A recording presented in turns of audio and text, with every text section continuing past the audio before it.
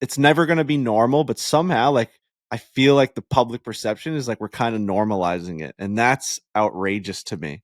Where they're like, "Oh yeah, like this is another video of Tiger Woods." Like, you know, 12 months ago, that wasn't even an option. Like Tiger Woods doing a YouTube video was like unthinkable. And now it's like, oh, the foreplay guys got Tiger again. It's amazing how the world works where you like it's Tiger Woods, man. Like we're just a bunch of nobodies.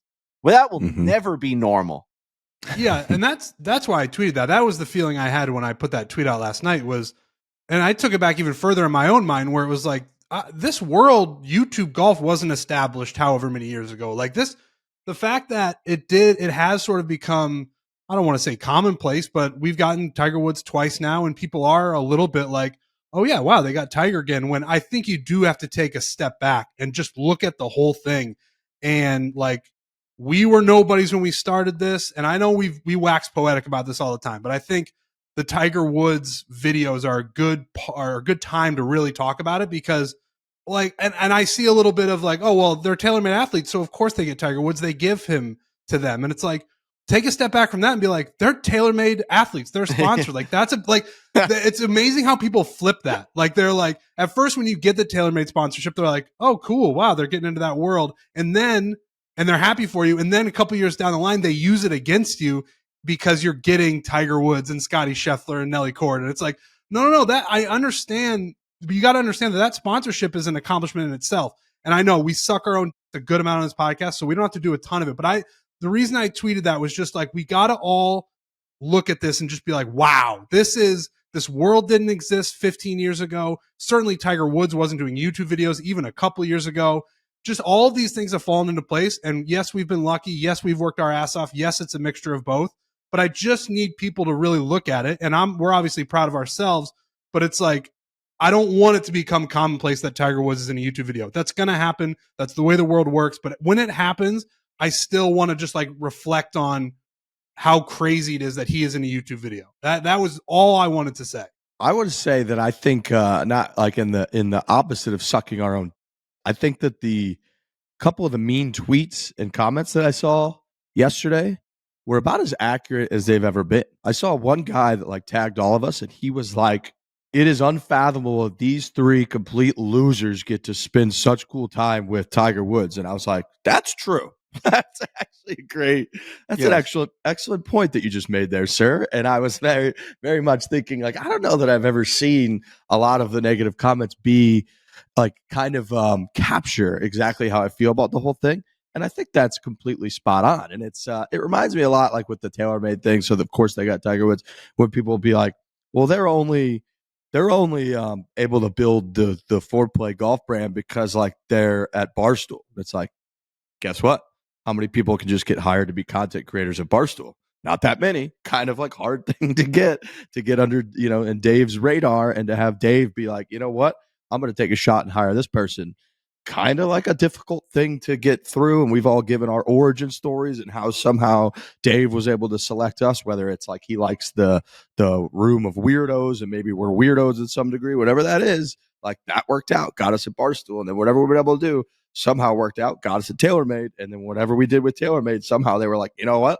We're going to go to Mark Steinberg and Robbie Mack and be like, do you think Tiger would spend time with these guys? And they were like, yep. And then somehow here we are doing that. So all of that being kind of true at the same time and all the different steps that takes, it still doesn't prepare you for the second that Tiger Woods rolls up to the tee and Tiger Woods is just in your presence. It's like, I've said it since the first time I ever saw him in person at the 2007 PGA Championship at Southern Hills. My brother and I saw him walk onto the putting green from the parking lot for the first time in his Sunday red. He ended up winning that day.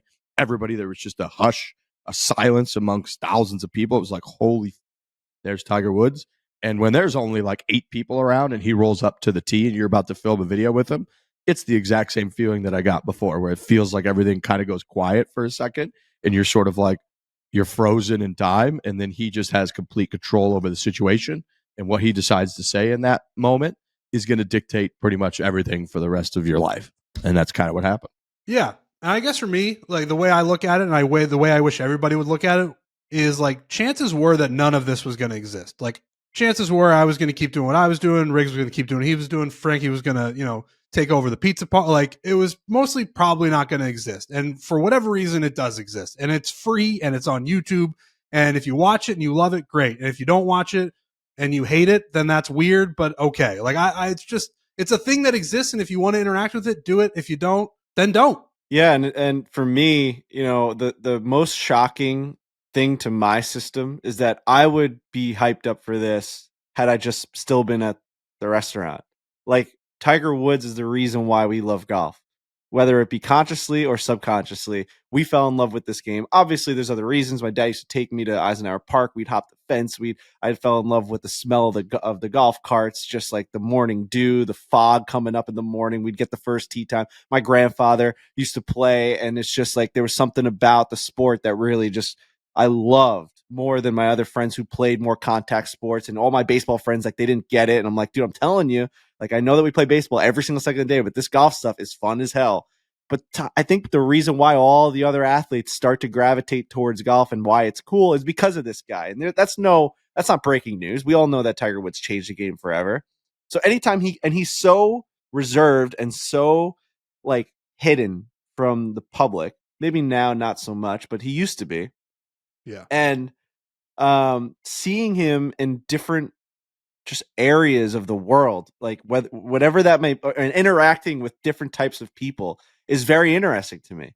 Him doing any interview when he got interviewed by No Laying Up back in the day in like that locker room, I think the same week that Riggs ended up interviewing him for like a minute. Wasn't that the same week? Like, I listened to the shit out of that thing. When Phil and Tiger did their match Yeah. at Shadow I think Creek, it was only like 2018. 15 minutes, but it was like, holy Tiger Woods is sitting down and talking with like regular people. Like, this does not happen. So I've always just kind of gotten up for those types of things. And the fact that I could step away and be like, we are in that video. Bro, when I watched the first cut of this video that's out now, I watched it with my dad. I stood up multiple times and clapped my hands. I'm like, Dad, I just touched him. Like, that's me in there.